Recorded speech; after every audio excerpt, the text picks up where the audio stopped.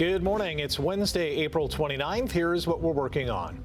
Hamilton police have charged a 13-year-old in connection with a bomb threat at an elementary school. I'm Emily Huang reporting live from Dundas. The Legion's Catch the Ace jackpot sitting at a whopping $250,000. We'll have the details coming up. And big changes are coming to the CFL next year. The top two seeds.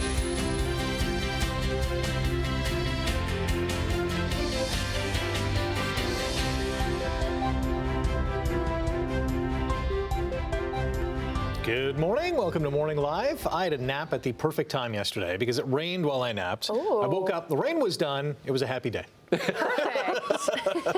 Well, everything worked out. Yeah. Maybe it'll work out again today. Let's hope so. Maybe. Because we do have more showers in our forecast for the day today. Not right this morning. We're not getting anything right now. It's just fairly cloudy at the moment. And our temperature is on the mild side to start the day again. We're sitting at 10 degrees. The temperature should stay steady about 9. So it's going to be a lot cooler today. Yesterday we got to 17. And actually, yeah, the afternoon got better.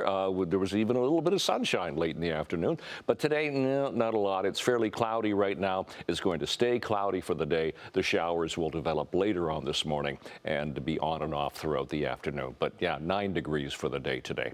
All right, talk about that in a few minutes. Quick look at traffic. Nothing happening. 403 and Waterdown Road. That's our exclusive camera.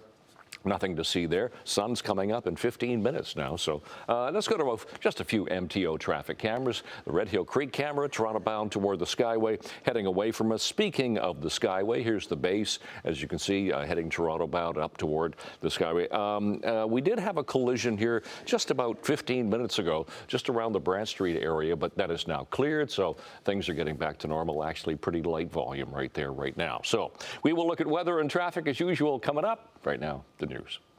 Thank you, Brian. Hamilton police have charged a 13-year-old student in connection with a bomb threat at an elementary school earlier this year. The threat was directed at Highview Public Elementary School on January 20th, indicating there was a bomb that would detonate later that afternoon. Around 500 students and staff were safely evacuated as a precaution. No explosive devices were found following a police search. A 13-year-old from Hamilton has been charged with public mischief and uttering threats to cause bodily harm. Niagara police say a 30-year-old man from Port Colborne is dead after a crash in Pelham. It happened Monday evening on Highway 20 west of Maple Street when a minivan traveling westbound tried to make a left turn into a driveway. That's when a man on a red Honda motorcycle traveling eastbound crashed into the passenger side of the van. A second motorcycle lost control and a 27-year-old woman suffered minor injuries. The 19-year-old driver of the minivan and his 21-year-old passenger stayed on the scene. Police are asking any potential witnesses to come forward.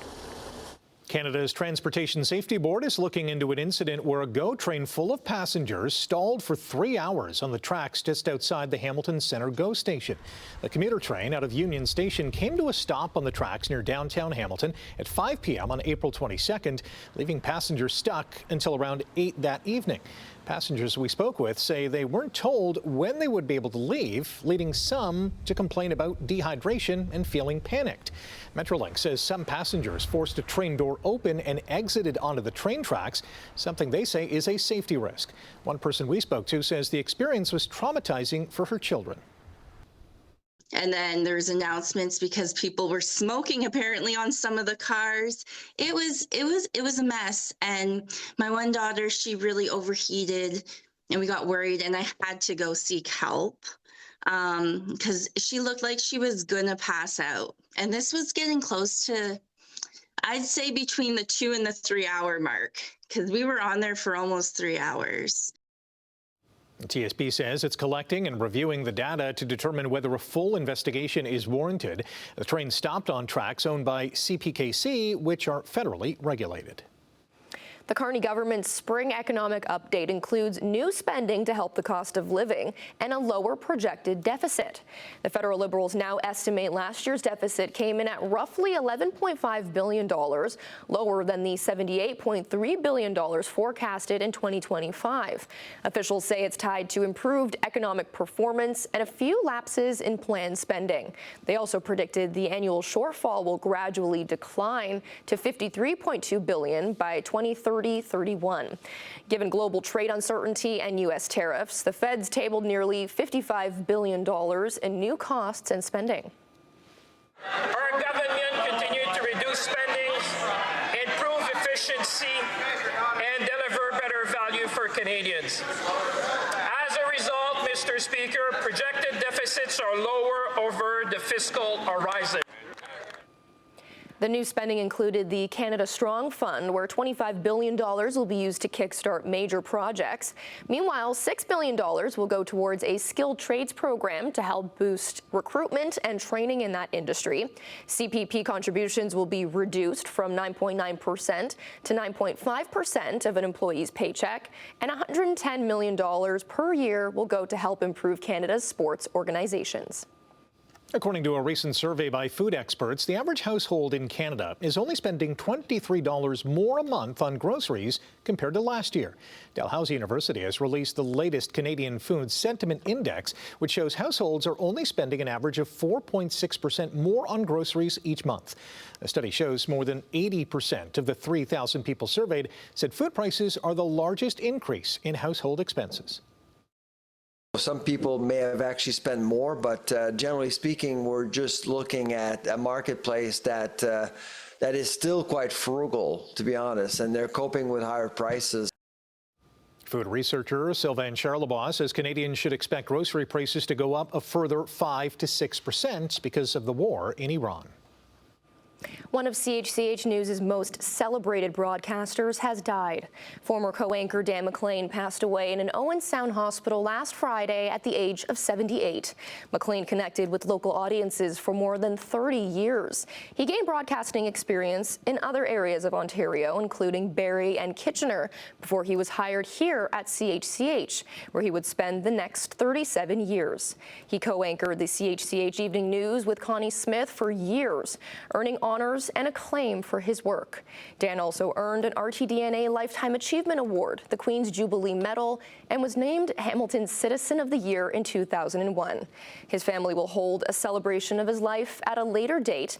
In lieu of flowers, memorial donations to the McMaster Children's Hospital, United Way of Canada, Juravinsky Cancer Centre, or Bright Shores Health System Owen Sound Foundation are appreciated. Well, it's already a popular event in the area. The Dundas Legion's Catch the Ace is seeing unexpectedly high demand this round like never before. Emily Huang joins us outside the Legion in Dundas with all the details. Good morning, Emily.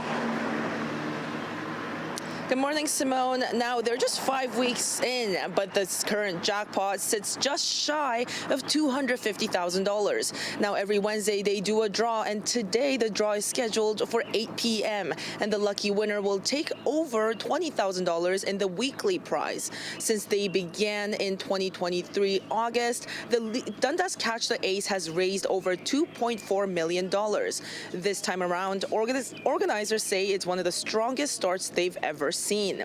Now, here's how it works. When you purchase tickets, which you can do in person or online at DundasCatchTheAce.com, you select an envelope.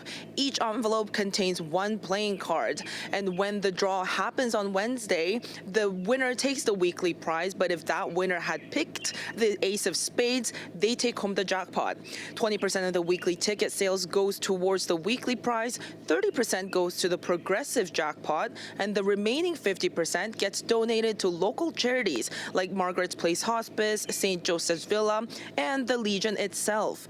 Each week that passes without the ace of spades being revealed, the jackpot continues to grow. Earlier this year, a lucky winner took home a whopping $1.7 million. Now, there is still time to snag some tickets ahead of today's draw. Organizers actually tell us that they're expanding in-person sales today at the Legion here starting at noon to 7:30, and at St. Joseph's Villa starting at 8 to 4. We will be joined later by the organizer for a live interview as well. For now, back to you, Rick. Thanks, Emily. Sportsline, the Ottawa Redblacks made Purdue offensive lineman Giordano Vaccaro the #1 pick in the CFL draft. The Tiger Cats, meantime, added some Canadian content at various positions. With the 5th pick in the 2026 CFL Canadian Draft, the Hamilton Tiger Cats select Jonathan Dennis, offensive lineman, Louisiana Tech. Dennis was born in Montreal and grew up in Miami and describes his style of play as a mauler. Hamilton drafted 2 other players on offense, including Coastal Carolina receiver Malik Mega, as well as 3 linebackers and 2 defensive linemen. 3 players from McMaster University were drafted last night. Defensive back Ethan Stewart was selected in the 4th round by Winnipeg. Toronto picked offensive lineman Frank Vrugdenhill in round 5, and kicker Michael Horvats went to Montreal in the 6th round. The CFL has announced a major change to its schedule and playoff format. Starting in 2027, the season will begin on the Victoria Day weekend instead of in June, with the Grey Cup set for early November. And under the new postseason format, 8 of the 9 teams will qualify for the playoffs. The top 2 teams in each division will meet in round 1, with the winner going to the East and West semifinals, while the losing team will host the winners of the 5 versus 8 and 6 versus 7 playoff matchups. Sabres had a chance to win their first playoff series since 2007 last night, and there was a cool moment just before puck drop. Oh, Canada, our home and native, hatred, love.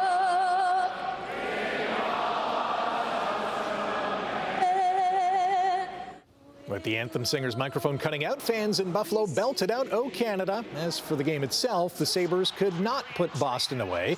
David Pastrnak scored on a breakaway in overtime as the Bruins avoided elimination with a 2-1 win over Buffalo. Now the Sabres still lead the series 3-2. Game 6 in Boston on Friday. Leon Draisaitl scored twice, and Evan Bouchard had 3 assists as the Oilers staved off elimination by beating Anaheim 4-1. The Ducks have a 3-2 series lead heading into Game 6 tomorrow night at home. Minnesota has grabbed a 3-2 series lead on Dallas. Matt Boldy scored the eventual game winner in the final minute of the second period to lead the Wild to a 4-2 win over the Stars.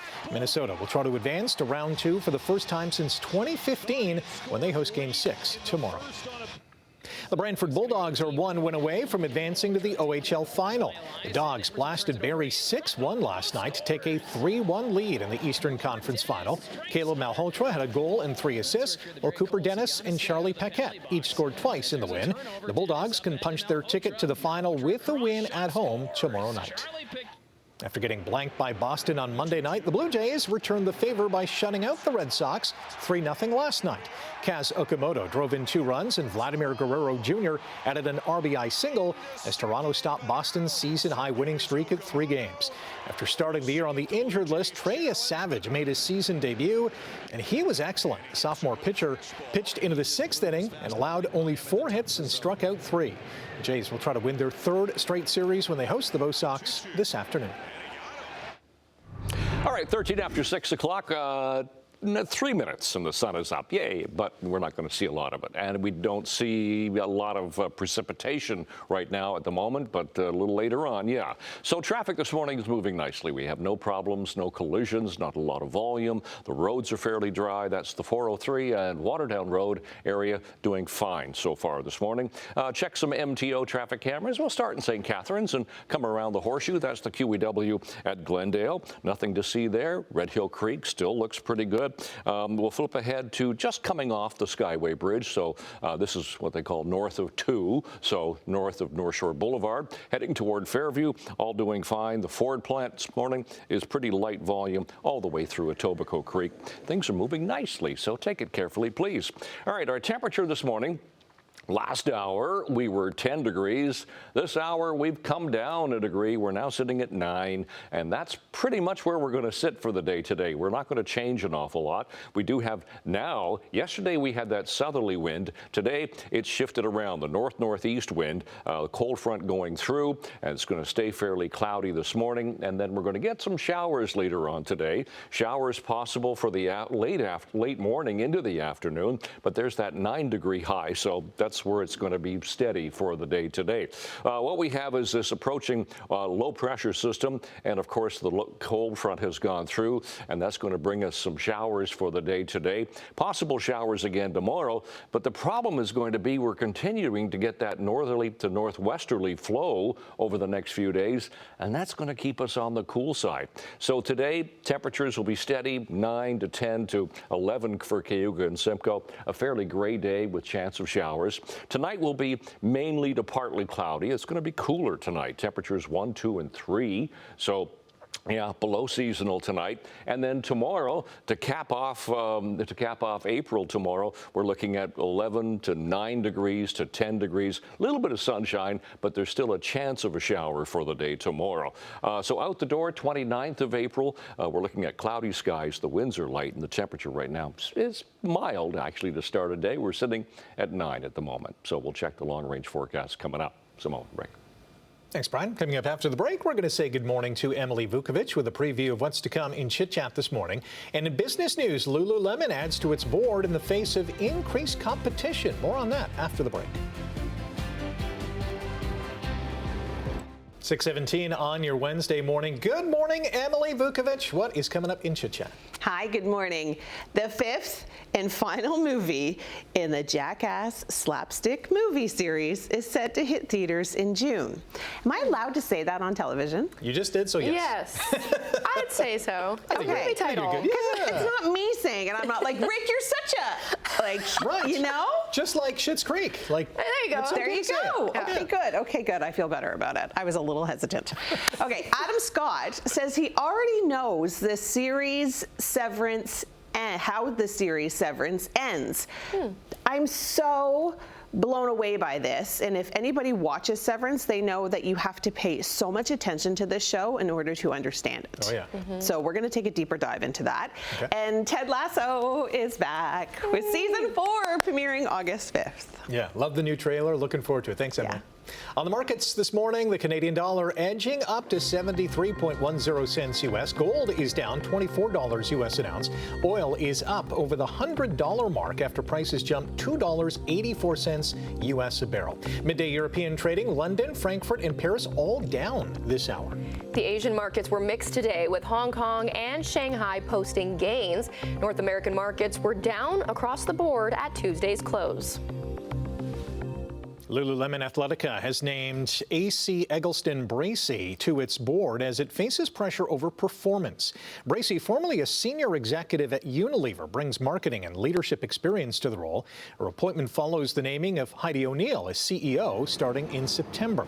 The move comes amid pressure from founder Chip Wilson and Elliott Management to boost performance and competitiveness.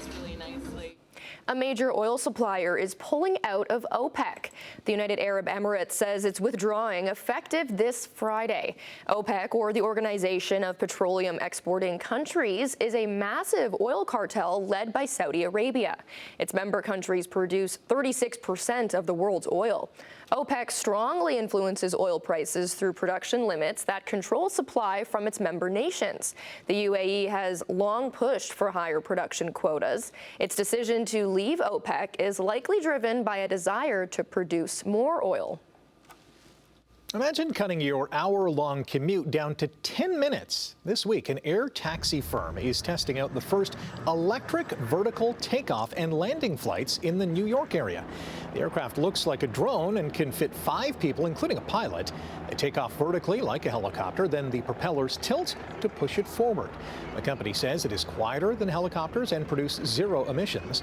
The company is in the final stages of FAA certification. Japanese baggage handlers will soon be joined by robotic colleagues at Tokyo's Haneda Airport. Starting next month, Japan Airlines will begin a 2-year trial that will see humanoid robots contribute to tasks like baggage handling and cleaning aircraft cabins. Japan's airline industry currently faces the twin challenges of an aging and shrinking workforce and higher workloads fed by a sharp rise in inbound tourist numbers. I think he's packing a lunch in that backpack. Yeah, I mean, he's really working hard. Oh, they wave? Oh, well, hey, have a great day, pilots. I love waving at the crew on the tarmac. I'm like, hi. All right, stay with us here on Morning Live. Lots more to come on the show.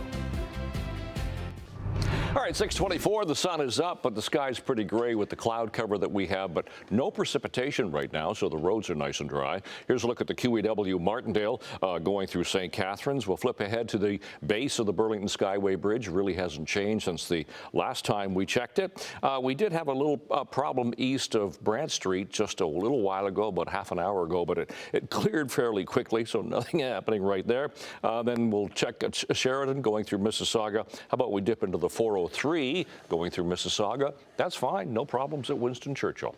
Temperatures fairly consistent right now. We're 9 degrees for Hamilton, 9 for Mississauga as well. A little cooler for Grimsby at 7, but Toronto's sitting double digits. It's 10. As the sun comes up on this Wednesday morning, those are our sun times, 6:16 and 8:18. It'll go down tonight. Seasonals are now 15 and 4. We beat that yesterday, and we won't today. And those are our records for today. Yeah, we do have showers in the forecast. It'll just be fairly cloudy for the first bell this morning for school, about 7 degrees. Temperature could still fall a little bit. And then the best we can do today, that'll be 9 degrees for after school, and there will be chance of showers. So showers today, a little later on at 9, and then 2 degrees overnight. It'll be partly cloudy. Tomorrow, mainly cloudy. There's a chance of a shower, but look how consistent the temperature stayed. 9 on Thursday, 9 as we get into May. And then look at the temperature stay well below seasonal all the way through into the weekend, our first weekend in May. Chance of showers with some sun, but cool, 9 and 8. And then we climb a little bit for Monday, and Cinco de Mayo comes up on Tuesday, 12 degrees and some sun. That's your forecast. Simone, Rick. Thanks, Brian. Conservationists are celebrating after a critically endangered Sumatran orangutan in Indonesia crossed a wildlife bridge. It's the first time in 2 years an animal has been filmed using the canopy bridge to cross a road. Now, when the road below was built, it split about 350 orangutans into 2 populations. Conservationists became worried the orangutans would become functionally extinct if the 2 groups weren't able to breed. Now, an environmental organization helped the local government install the bridge in 2024, and this recent crossing, or I guess looks like hanging, just hanging there, caught on camera, offers optimism that the apes will begin to reconnect and breed. Look at him go. It looked like for a moment he's like, I don't know about this. He's like, Should I keep going? Do you think it was like a dare? They were like, you should go. All the other orangutans? Yeah. You should be the first to do it. You should cross. We'll watch you do it, and then we'll follow you. He looks so confident. Yay. You go, orangutan. Like how he was checking the view, or she. We don't know if it was a male or female. I guess it's probably a female. Smart enough to say, you know what, let's do this. Let's do this. She's like, we need to make some moves. Yes. All right, stay with us. More to come here on Morning Live.